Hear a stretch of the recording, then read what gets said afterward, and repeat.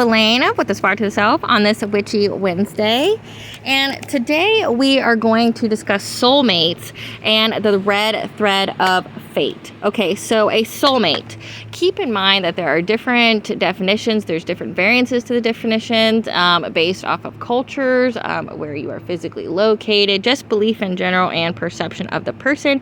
But for the sake of this video and the educational purpose of it, a soulmate is defined as an intense connection where both people feel deeply drawn together. Now, the New Age definition of this is someone you've experienced many lives together, often for a specific purpose, like you guys have a specific mission. They classify 4 types of soulmates. Of course, you have the cliche and well-known romantic soulmate, which is a deep connection to the other's feelings. It's the sharing of the same soul and feel complete physically and mentally. You can experience each other's happiness and pain. The second one is a soul partner. This is not a romantic soulmate. It is a friend, someone who feels like family, that even if you guys spend a lengthy time apart from each other, nothing has changed when you guys are together. Then there's the karmic connection. This is destined to change the world in some way, that you share some mission, and that your relationship is based off of respect, truth, and overcoming obstacles versus intimacy and love. And then last but not least, we have the twin flame, which the twin flame is one soul cut in half, whereas soulmates are complete spirits, therefore cannot be twin flames.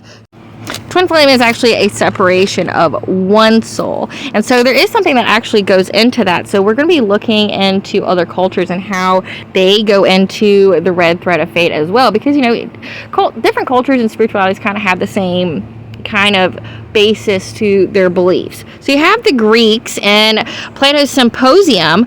He says that humans actually started off with 4 arms, 4 legs, 2 faces, and 1 head. They were androgynous, so man, woman. Men were children of the sun, and women were children of the earth. And born of the moon means that the humans were a merge of sun and earth. Well, humans became very powerful and threatened to conquer the gods. Therefore, Zeus, and fearing their power, split them in half to put their focus on finding each and doubling tribute. So think about it. They cut a person in half in order to stop any kind of conquering, because their whole focus will be on finding their other half of themselves. But also, it basically came about with more tax, because the gods thrived on our worship, thrived off of our offerings, thrived off the energy that we extended towards them. It's how they were able to live, how they were able to draw an existence. And so by cutting them in half, he solved 2 problems. He got doubled basically the taxation for gods to live, and he got rid of their power. Now, Apollo, he felt so bad for humans that he sewed them up after the fact and reconstituted their body forms and just left the navel as the only reminder of their original physical form. Now, a Western ideology of this is that we were split because of the incurred karma. When we paid our past karmic debt, we are liberated, and then we will fuse back together in union and return to the ultimate form, which is 4 arms, 4 legs, 2 faces, 1 head. Now, in other cultures, as far as the thread and how it shows up in their mythologies, you have the Greek Moirai, the fates with their gold thread of each person. As you know, each person has a gold thread that is a symbol of their life, and anytime that their time is up or when they have to die, the thread is cut.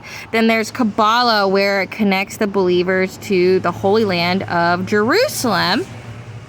And that concludes the Western part of this video. Now we're going to get into the Eastern version. Okay, so the Chinese have a similar story of the red thread of fate, because the red thread of fate, the one I'm going to read today, is a Japanese tale. However, they're very similar stories. The only thing that's different really is that the Japanese believe that the red thread of fate extends to numerous people. It's anybody who is tied to your soul that you do something major in history with, versus the Chinese believe that is your twin flame, your ultimate end person. Okay, so we're gonna start with the Chinese. In Chinese mythology, they have the lunar matchmaker god Yu Lao. He's the god of marriage and love. In Chinese mythology, Yu Lao, when the human is born, ties both halves together with a red string on their ankles. However, Japanese, they say that it is tied to their finger. So in the Japanese mythology, everyone's pinky finger is tied to an invisible red string that will lead the person to another person with whom they will make history with, regardless of time, place, or circumstances. Their thread, their string can never be broken. It can be twisted, it can be interlocked, but it can never be broken. Like I said, some Asian cultures, it's to one person. However, to the Japanese, it's not limited to one person. It's whoever you are to have, whoever you are to make history with. And the science behind it is the ulnar artery connects the heart with the pinky finger. This is where pinky promises originate from. It was used to signify truces or vows. The ulnar artery is a thin vein running from the heart to hands that extends invisibly into the world to have the end destination of someone else's heart.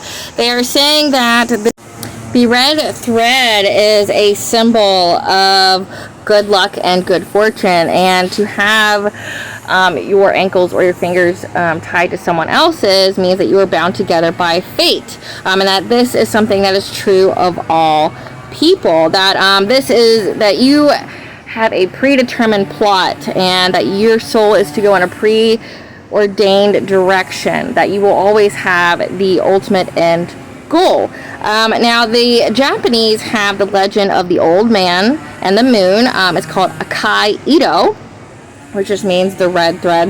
The Japanese use this legend as a metaphor in their adoption processes, as it's a symbol that you were meant to have that child.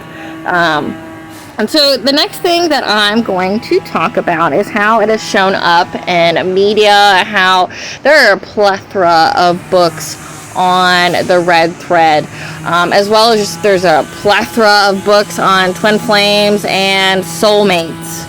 And if you are of the divine masculine and divine feminine unconscious collective, and you want more information about that, like this is your little catalyst to, or the seed planted to get you in that direction. There are some tarot readers that I can recommend for you. There's Lisa Ann with Lisa Ann Tarot, that would be on your East Coast in New Jersey. She specializes in this, and I can give personal feedback of finding my own twin flame through her.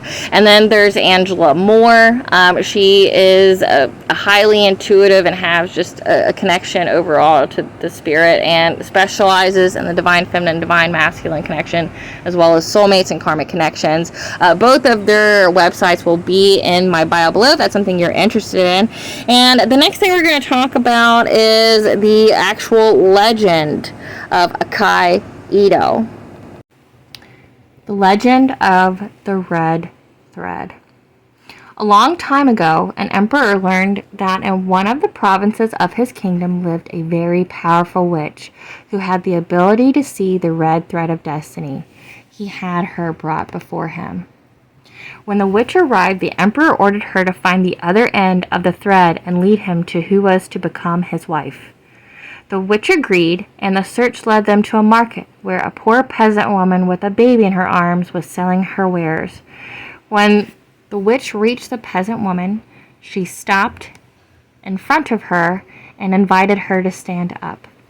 She beckoned to the young emperor and said, "Your thread ends here." However, on hearing this, the emperor was furious, thinking the witch was making a mockery of him. He pushed the woman away, who was still carrying her baby in her arms. The baby fell, making a large wound on her forehead that left a peculiar scar. Then he ordered his guards to arrest the witch and cut off her head. Many years later, the time came when this emperor needed to marry.